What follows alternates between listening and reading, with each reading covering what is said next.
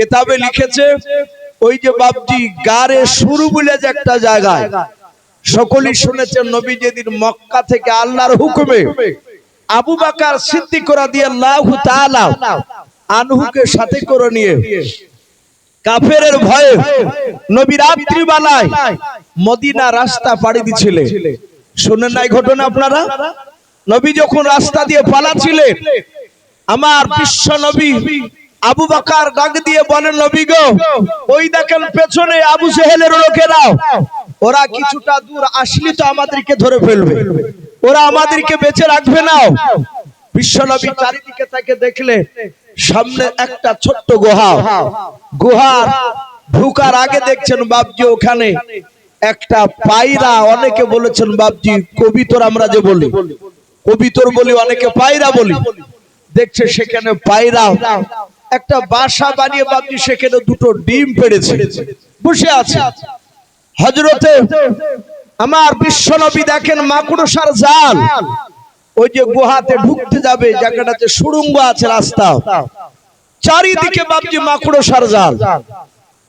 হযরতে বিশ্ব রাসূলের বন্ধু আবু বকর বলে, নবী গো, আপনি এখানে একটু দাঁড়ান, আমি ভিতরটাতে যাই, যে একটু জায়গাটা পরিষ্কার করে দিয়ে, এখানে তো আমি এর আগে আসি নাই, এই জায়গা জঙ্গল হয়ে আছে, সাপ বিচ্ছু থাকতে পারে, নবী আপনি একটু বাইরে দাঁড়ান, আমি একটু ভিতরে গিয়ে জায়গাটা পরিষ্কার করে দিই।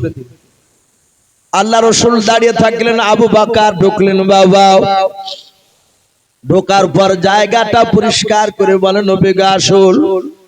আল্লাহর নবীজি চলে গেলেন।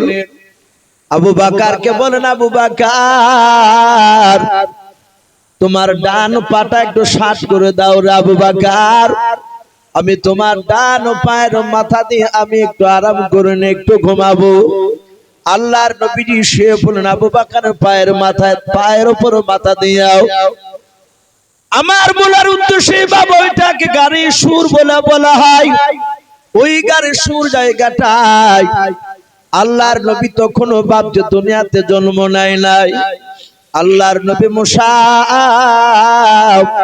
কালিমুল্লাহ আলাইহিস সালাম এক না দুই নাই রে বাবা, 10টা বাপজি আপনার তার শাগিরাত ভক্তগণের বাবা ওই মিশর থেকে বাবা মদিনাতে নয় মক্কাতে বাবা এসেছিল। আল্লাহর নবী মুসা ওই গারে সুর জঙ্গলটা ওই গুহাটার পা দিয়ে যখন বাবা হেঁটে হেঁটে চলে যাচ্ছিলেন, মুসা নবীর একটা বন্ধুর নাম ওসামা বলে বাপজি তার নাম কিতাবে পাওয়া যায়। ওসামা বলেন, আমি মুসা নবীর পেছন পেছন হাঁটছিলাম, আমি লক্ষ্য করে করে দেখলাম আল্লাহর নবী মুসা কালিমুল্লাহ একবার সামনের দিকে বাবা পা ফালে, আবার পেছন দিকে ঘুরে বাবা ওই ঝুপড়ির দিকে গুহার দিকে তাকায়। কয়েকবার বাপজি দেখার পর মুসা নবীর বন্ধু ইউসা বন্ধু নাই, মুসা নবীর বাপজি একটা উম্মাত ওসামা বলে নাও। ওই ওসামা ডাক দিয়ে বলেছিল, গো আল্লাহর নবী মুসা কালিমুল্লাহ, আমি অনেকক্ষণ ধরে লক্ষ্য করে দেখলাম আপনি সামনের দিকে যাচ্ছেন আর ওই জঙ্গলটার দিকে কেন ঘুরে ঘুরে দেখছেন বলেন। আল্লাহর নবী মুসা ডাক দিয়ে বলেন, গো ভাই ওসামা, আমি জঙ্গলটার দিকে ঘুরে ঘুরে কেন দেখছে তুমি তো জানো না, বলে নাও। হযরত মুসা কালিমুল্লাহ আলাইহিস সালাম যেই সময় বাপজি মক্কা নগরে দাঁড়িয়েছিলেন, আল্লাহর নবী তখনও বাপজি আসে নাই। মুসা নবী ডাক দিয়ে বলেন, ওগো আমার ভক্তরাও, ওগো আমার বন্ধুরাও, ওগো আমার সাহাবারাও, তোমরা জানো না কেন আমি মুসা বারবার ঘুরে ঘুরে ওই গুহার দিকে তাকাচ্ছি, বলে নাও। মুসা নবী বলেন, ভাই আমার বিশ্ব নবী জনাবে মুহাম্মদ রাসূলুল্লাহ সাল্লাল্লাহু তাআলা আলাইহি ওয়াসাল্লাম কে আমার পরে আল্লাহ বহু নবী রাসূলকে পাঠাবে, তার উপরে সেই জামানায় আখিরি জামানার পয়গম্বর মুহাম্মদুর রাসূলুল্লাহ সাল্লাল্লাহু তাআলা আলাইহি ওয়াসাল্লাম বলে একজন আল্লাহ নবী পাঠাবেন। ওই নবী পয়গম্বর গ্রামের অত্যাচারে থাকতে না পেরে আমার সেই মুহাম্মদ সাল্লাল্লাহু আলাইহি ওয়াসাল্লাম ভাই তার একটা বন্ধু, তার নাম আবু বকর, তার বন্ধু আবু বকরকে নিয়ে মক্কা থেকে যেদিন মদিনায় পালিয়ে যাবে, আশরিফ নামক দেশটায় যখন চলে যাবে, ওগো আমার বন্ধুরা, এই রাস্তা দিয়ে যেতে যেতে যেতে যেতে শুনে নাও, এই গুহার ভেতরে এসে তারা আশ্রয় নিবে, আরাম করবে। যাতে বাবা আশ্রয় নিবে, আরাম করবে, কথাটা মুসা নবী পয়গম্বর আলাইহিস সালাম একটু জোর করে বাবা আওয়াজ করে বলেছিল। আর ওই গুহার ভিতরে একজন সাপ বাপজি বাস করতো। আল্লাহর কুদরতে ওই সাপ বাবা গুহা থেকে বেরিয়ে মুসা নবীকে আল্লাহর কুদরতে কথা বলেন, ওগো আল্লাহর নবী মুসা, এই গুহাটা আমার, এখানে অনেক দিন ধরে আমি থাকি। ওগো মুসা কালিমুল্লাহ, আপনি আবার কাকে আমার গুহাতে নিয়ে এসে ঢোকাছে? মুসা নবীর 10টা তার শাগিরাত আশ্চর্য হয়ে গেল। সাপ, আল্লাহ রাসূল মুসা নবীর সাথে কথা বলে। আল্লাহর নবী মুসা বলেন, এই সাপ, আমি সাধারণ যে কোনো নবীর নাম করি নাই, যে রাসূল সাল্লাল্লাহু তাআলা আলাইহি ওয়াসাল্লামকে আল্লাহ না পাঠালে দুনিয়ার নিজাম আল্লাহ বানাতেন না। বলুন সুবহানাল্লাহ। অনেকেই ভাবছে এখানে ওলামে কেরাম আছে, তারা সম্ভবত ভাবছি কাফিয়া ক্লাসে পড়ানো হয়। আরবিতে একটা কাফিয়া বলে ভাবছি একটা কিতাবের নাম, তাতে একটা বই আছে ভাবছি সারা তাহাজিব। আপনার আর একটা কিতাব ভাবছি আপনার এসেছে মিরকাত, ভাবছি আমার সোনা লালেরা, সেই কিতাবটাকে ভাবছি আরবিতে মান্তিকের কিতাব বলা হয়, যেটাকে ফালসাফার কিতাব বলা হয়, যেটাকে বাংলাতে দর্শন বলে, ইংরেজিতে ফিলোসফি বলে। যারা জেনারেল শিক্ষিত ভাই তারা জানেন যে দর্শন আর ফিলোসফি কি সাবজেক্ট। যাদের জ্ঞান থাকে না এই বিষয়ে, তারা কথা মানুষের সামনে ফুটিয়ে তুলতে পারে না। এটা তর্ক বিতর্কের ভাবছি সাবজেক্ট, ওটাকে আরবিতে মান্তিক বলা হয়। সেই কিতাবটিতে ভাবছি দেওয়া আছে, আল্লাহ রাসূল বলেন, আমি তখনও নবী রাসূল ছিলাম যখন আদম আলাইহিস সালাম পানি এবং মাটির সাথে মিশ্রিত অবস্থায়, কাদা অবস্থায়, তখন আমি পয়গম্বর রাসূল, আমি নবী ছিলাম। বলুন সুবহানাল্লাহ।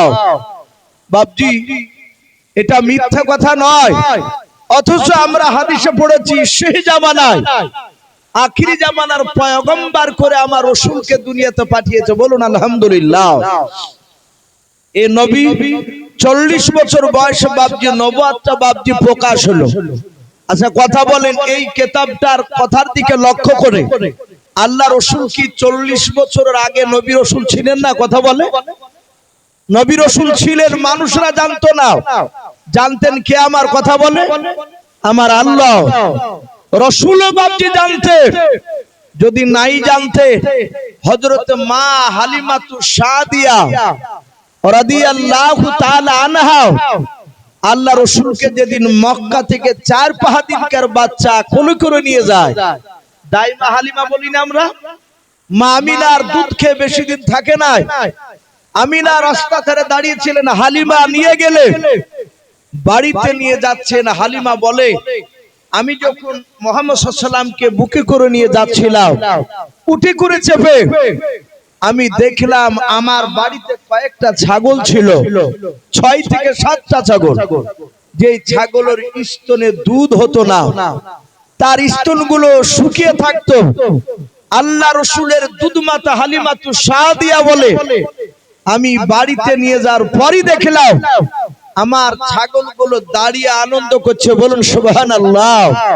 ওয়াবুলারা বুঝতে পেরেছে যে আখিরি জামানার পয়গম্বর হালিমাতু সাদিয়ার বাড়িতে হাজির, এই বরকত নবী চলে এসেছে। হালিমাতু সাদিয়া বলে, দেখলাম তার স্তনগুলো দুধে ভরপুর হয়ে আছে। শুধু তাই নয়, হযরত হালিমাতু সাদিয়ার স্বামীর নাম ছিল হযরত সাঈদ।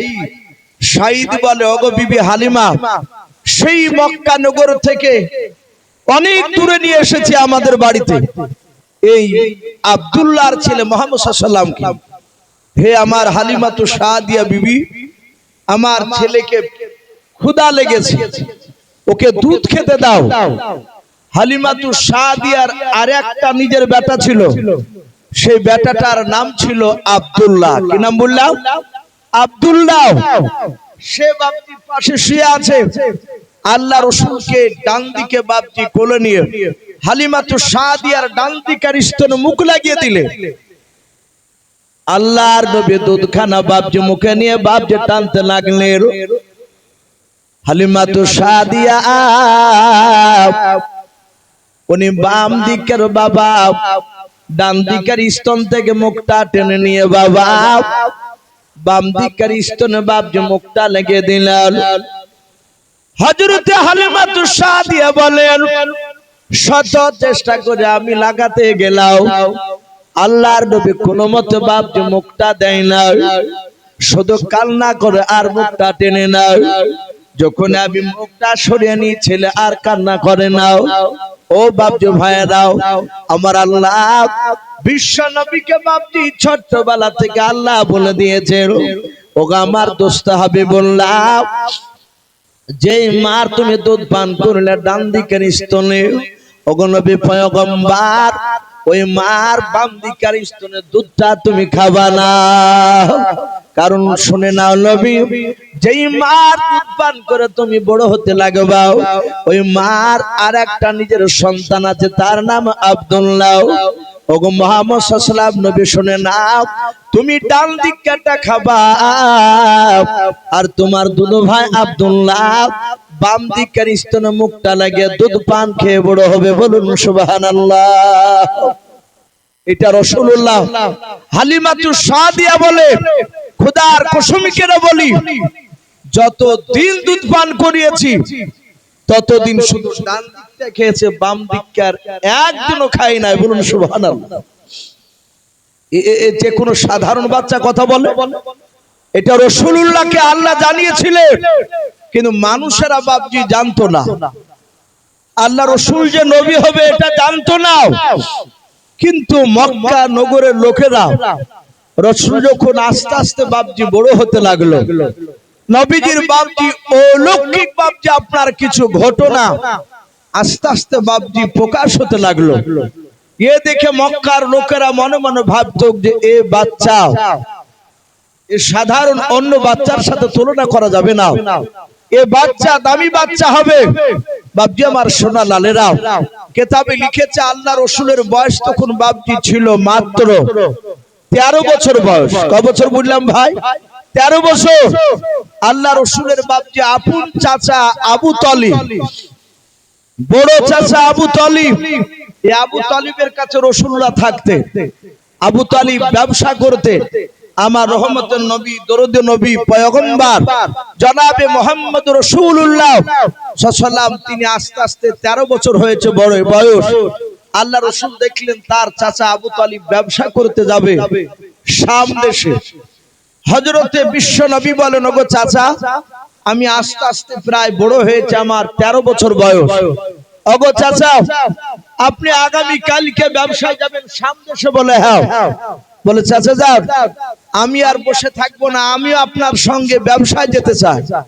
হযরতে আবু তালিব বলল, ওগো ভাতিজা, তুমি যেও না, তুমি বাড়িতে থাকো। বলে না চাচা, আমি বাড়িতে বসে বসে আর খাবো না, আপনার সাথে গেলে আমি নিশ্চয় আপনার ব্যবসায় একটু আমি সহযোগিতা করতে পারবো, আপনার একটু তো কাজে আসবো। হযরত আবু তালিব বিশ্ব নবী কাকুতি মিনতি করার জন্য রাজি হয়ে গেলেন।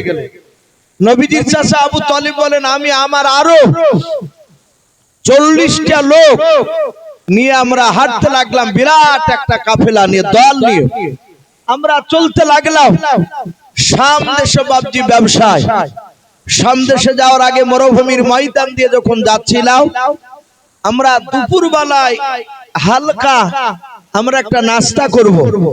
আমরা দুপুর বেলা একটা গাছের গুড়িতে আমরা আরাম করব, সেখানে কিছু খাবার হালকা খেয়ে আবার সামদেশে হাঁটতে আমরা শুরু করব।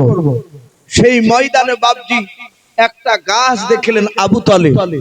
আবু তালিব ডাক দিয়ে বলেছিল, গো বন্ধুরা, এই মক্কার কাফেলারা শুনে নাও, ওই দেখো একটা গাছ দেখতে পাচ্ছ, বলে হ্যাঁ, ওই গাছের ছায়াতে গিয়ে আমরা সকলে গিয়ে বসবো, কিছুক্ষণ আরাম করে ওখান থেকে আবার আমরা সামদেশে রওনা নেব। আবু তালিব বলেন সবাই ছুটে গিয়ে গাছের ছায়াটাকে বাবজি গোল করে ঘেরাও করে নিয়ে আমার ভাতিজা মুহাম্মদ সাল্লাল্লাহু আলাইহি ওয়াসাল্লাম বাদ দিয়ে সবাই বসে পড়লো। ছায়া আর নেই। কিতাবে লিখেছে ওই মাঠে একটা ইহুদির বাবজি বাড়ি ছিল। ইহুদিটার নাম বুহাইরা রহিম। ইহুদির নাম কিতাবে লিখেছে। সে তার বিবিকে নিয়ে ওই ছাদের উপরে বাবজি বসে তারা প্রেম বিনিময় করেছিল, তারা স্বামী স্ত্রীতে মধুর কথাবার্তা আলোচনা করছিল। হঠাৎ করে ইহুদির আলেম বুহাইরা রহিম তিনি তাকে দেখলেন, সব লোকরা দৌড়ে গিয়ে গাছের ছায়াখানা দখল করে নিল। আল্লাহ রাসূল দৌড়ালেন না। নবী আমার এক পা দুপা করে হেঁটে হেঁটে বাবা রোদ্রে গাছের ছায়া থেকে অনেকটা দূরে বাবা দাঁড়িয়ে পড়লেন। আল্লাহর নবীজি দাঁড়িয়ে ওখানে বসে পড়লেন। ওই ইহুদির আলেম বাপজি ওখান থেকে তাকে দেখতেছিলাম। আল্লাহ রাসূল বাপজি যখন ফাঁকা জায়গা রোদ্রে বসেছিলেন, ওই সময় যে গাছটার ছায়াটা বাপজি নবীর দিকে ছিল না, বুহাইরা রহিম বলেন আমি দেখলাম ওই গাছের ডালগুলো আল্লাহর নবীর দিকে আপনার নিয়ে গেল। বলুন সুবহানাল্লাহ। নবীজিকে বাপজি ছায়া করে নিলাও। ইহুদের আলেমটা ওখান থেকে নেমে এসে বলেছিল, গো বন্ধুরা, এই ছেলেটা কার? আবু তালিব বলেছিল ছেলেটা আমার। ইহুদের আলেমটা বলেছিল ভাই এই ছেলের আব্বাকে। আবু তালিব বলে ছেলের আব্বা আমি গার্জেন। ইহুদের আলেমটা বুহাইরা রহিম বলেছিল, গো ভাই আমি যতটা তোরা জবর ইঞ্জিলে পড়েছে শুনে নাও, এই ছেলেটার আব্বা পৃথিবীর বুকে বেঁচে থাকতে পারে না। এই তোমার নাম কি? বলে আমার নাম আবু তালিব। বলে ভাই তুমি মিথ্যা কথা বলছো, ছেলের আব্বা তুমি হতে পারো না। ডাকে দিয়ে বললো ভাই কেমন করে জানতে পারলে?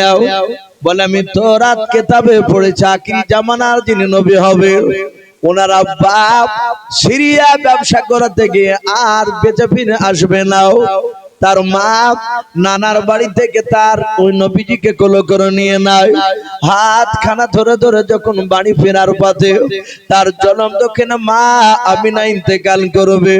ওগো ভাই আবু তালিব শুনে নাও, তোমরা কথা দাও ছেলের আব্বা মা কি মারা গিয়েছে? বলে হ্যাঁ। বলে তুমি কে? বলে আমি তার বড় চাচাও। ডাক দেই ইহুদির আলেমটা বলেছিল ভাই এই ছেলেটাকে তুমি সামদেশে নিয়ে যেও না। বলে কেন?